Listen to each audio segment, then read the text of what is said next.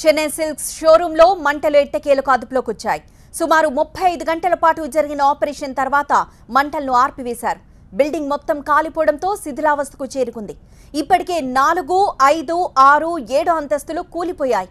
ఇవాళ సాయంత్రం నుంచి భవనాన్ని కూల్చివేసే పనులు ప్రారంభం కానున్నాయి. 3 రోజుల్లో భవనం మొత్తాన్ని కూల్చివేస్తామన్నారు అధికారులు.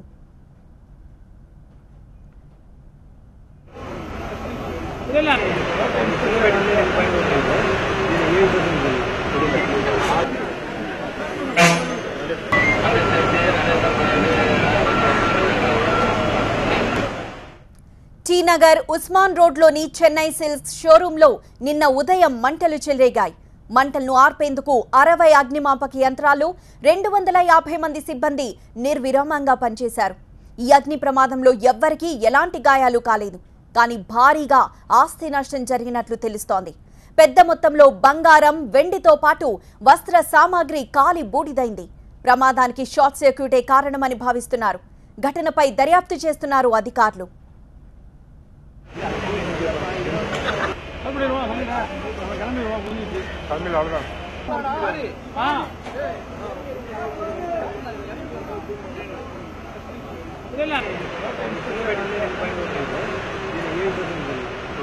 Gracias.